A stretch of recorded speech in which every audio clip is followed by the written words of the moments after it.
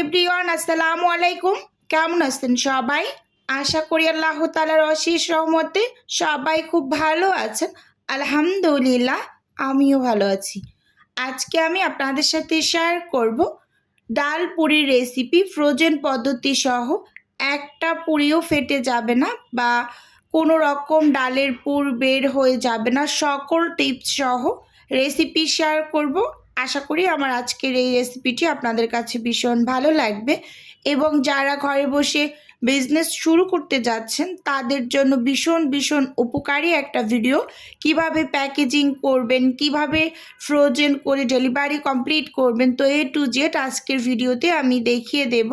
তো first time এখানে আমি একটা বোল নিয়েছি, আর বোলের মাঝে আমি এখানে 7 কাপ ময়দা নিয়ে নিচ্ছি। মেজারমেন্ট কাপ মেপে 250 ml লেখা যে মেজারমেন্ট কাপ, ওই কাপটা দিয়ে মেপে এখানে 7 কাপ ময়দা নিয়েছি। আমি এখানে 50 পিস টোটাল আমি ডালপুরি রেডি করব। প্রথমে আমি 30 পিস তৈরি করব, পরে বাকিগুলো আমি করে নেব। তো 30 পিসের জন্য আমি খামিটা রেডি করছি। আচ্ছা, এখানে আমি স্বাদ মতো লবণ দিয়েছি এবং চিনি দিয়েছি 1 টেবিল চামচ, এবং রান্নার রেগুলার তেল দিয়ে দিয়েছি 1-2 কাপ। এবার ময়দাগুলোকে খুব ভালোভাবে ময়াম করে নেব। আর আমি এখানে যে ময়দাটা ব্যবহার করেছি এটা কিন্তু প্যাকেট ময়দা, প্যাকেটের যে তীর ময়দাটা পাওয়া যায়, তো ওই ময়দাটা ব্যবহার করেছি।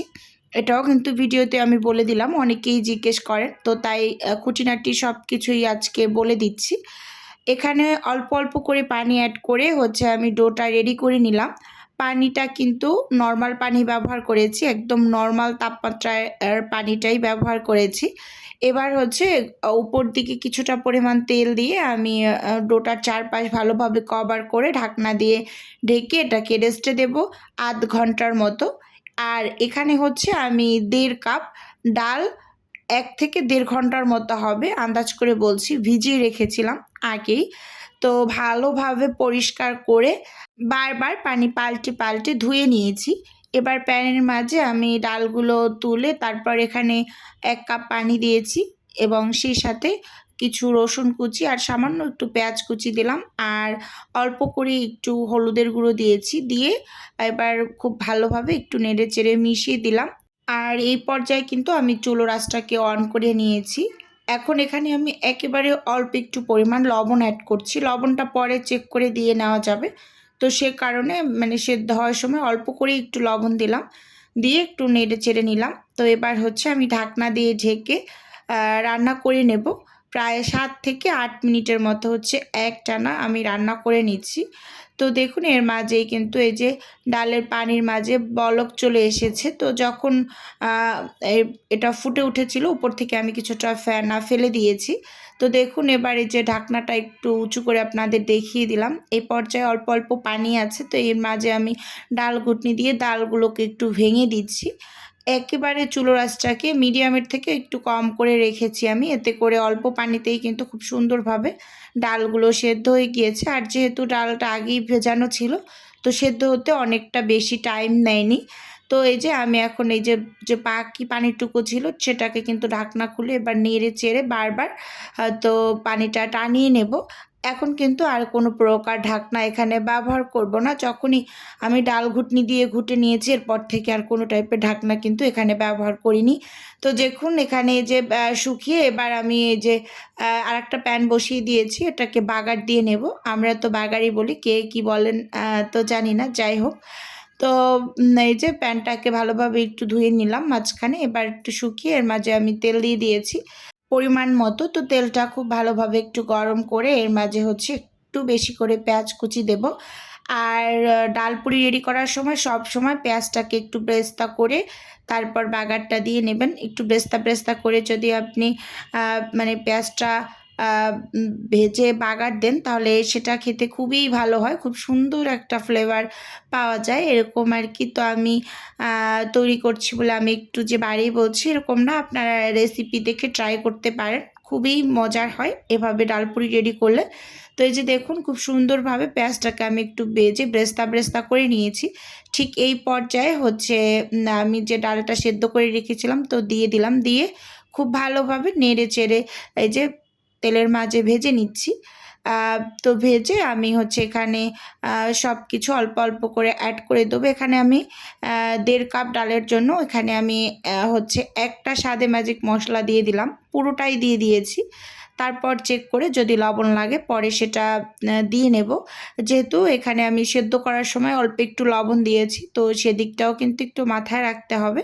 আর আপনাদের হাতের কাছে যদি স্বাদে ম্যাজিক মশলাটা না থাকে তাহলে কিন্তু আপনারা এখানে চাট মশলাটা দিতে পারেন বা বিট লবণ দিতে পারেন। তাও বিট লবণটা আমাদের স্বাস্থ্যের জন্য খুব বেশি একটা ভালো না, তো তারপরও টেস্টের জন্য ব্যবহার করতে পারেন। এখানে অল্প একটু কাঁচামরিচ কুচি আর ধনিয়া পাতা কুচি দিয়ে দিয়েছি, দিয়ে খুব ভালোভাবে নেড়ে চেড়ে মিশিয়ে এখানে আমি কিছু পরিমাণ হচ্ছে শুকনো মরিচের গুঁড়া দিয়েছি, কিন্তু সেটা স্কিপ হয়ে গিয়েছে। তো এখন চুলো থেকে নামিয়ে নেব।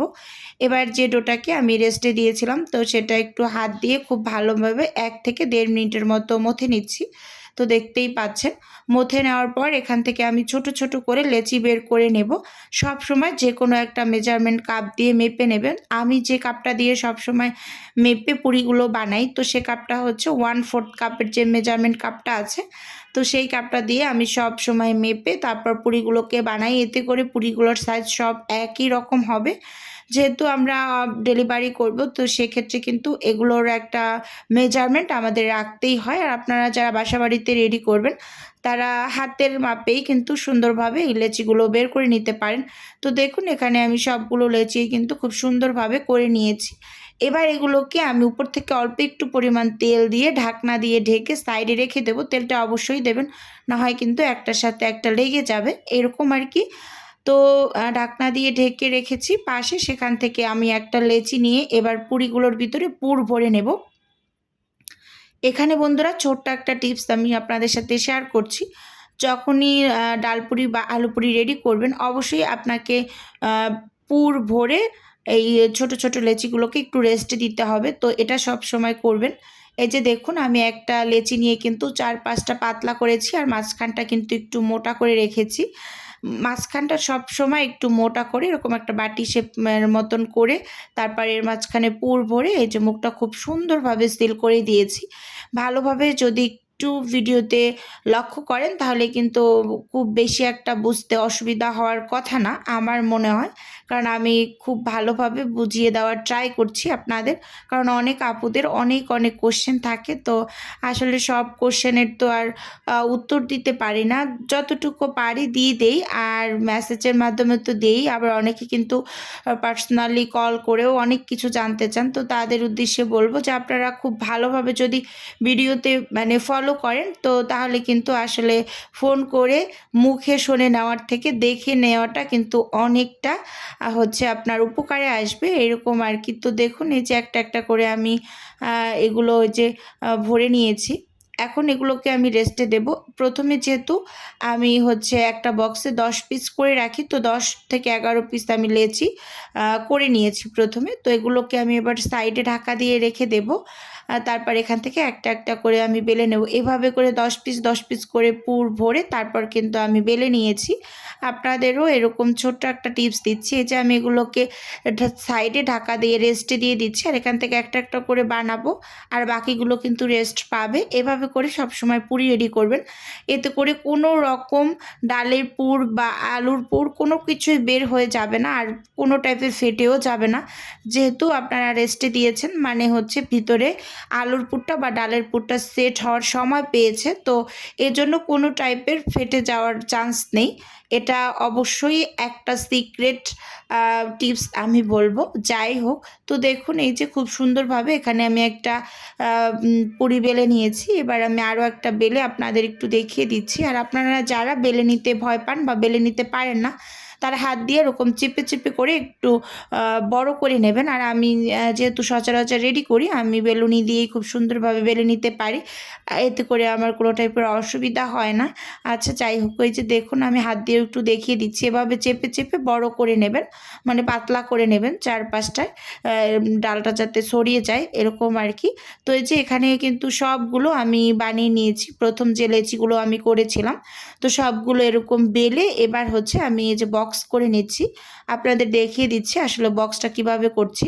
প্রথমেই আমি একটা পলি শিট নিলাম। তো পলি শিটটার উপরে আমি একটা পুরি দিয়ে এর উপর আবার আরেকটা পলি শিট দিয়ে এভাবে করে একটার উপর একটা দিয়ে আমি বক্স করে নিচ্ছি।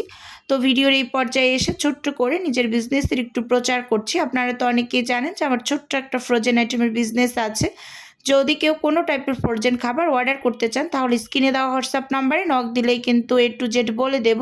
আর যদি কেউ অর্ডারটি সরাসরি কনফার্ম করতে চান তাহলে স্ক্রিনে দেওয়া হোয়াটসঅ্যাপ নাম্বারে সরাসরি কল করে অর্ডারটি কনফার্ম করতে পারেন। শুধুমাত্র ঢাকা সিটির মাঝেই কিন্তু আমরা হোম ডেলিভারি করে থাকি, মানে ক্যাশ অন ডেলিভারি যেটাকে বলে। আপনি প্রোডাক্টটা হাতে পাওয়ার পর আপনি ডেলিভারি ম্যানের কাছে বা আমাদের বিকাশ নাম্বারে পেমেন্ট করে দিতে পারেন। তো যাই হোক, এখানে কিন্তু আমি খুব সুন্দরভাবে একটা একটা পলি দিয়ে এই যে পুরিগুলোকে বক্স করে নিয়েছি। এভাবেই কিন্তু আমি এখন ডিপ ফ্রিজে ঢুকিয়ে রাখবো। তারপর ফ্রোজেন করে নেব, তারপর বক্স সহ কিন্তু আমি ডেলিভারি দিয়ে দেবো। তো আমি কিন্তু আলু পুরি, ডাল পুরি, মোমো এরকম বক্স করে ডেলিভারি করি। তো অফ ক্যামেরায় আমি এই যে বাকি 20 পিসও রেডি করে নিয়েছি। মোট 30 পিস আমি প্রথম অবস্থায় রেডি করেছি, আর বাকিগুলো আবার অফ ক্যামেরায় কিছু আলু পুরির সাথে রেডি করে নিয়েছি। তো একটা আপু আমাকে একটু দেখিয়ে দিতে বলেছেন যে ফ্রোজেন অবস্থায় কেমন থাকে পুরিগুলো। তো এই যে এখানে এগুলো এটা কিন্তু ফ্রোজেন না, আমি রেডি করে কেবলমাত্র ঢুকিয়ে নিয়েছিলাম। আর বাকিগুলো আমি যে রেডি করেছিলাম আগে, তো সেগুলো আপনাদের একটু দেখিয়ে দিই। এই যে দেখুন, এগুলো ফ্রোজেন করা। তো আমি এই যে এখন ফ্রোজেন করে নিয়েছি, তারপর কিন্তু ডেলিভারিটা কমপ্লিট করব। যাই হোক, তো ভিডিওটা ওভারঅল আপনাদের কাছে কেমন লেগেছে চাইলে ছোট্ট একটা কমেন্টস করে আমাকে জানাতে পারেন। তো আজকে ভিডিও এ পর্যন্তই রাখছি। দেখা হবে বন্ধুরা নতুন কোনো ভিডিওতে। আল্লাহ হাফেজ।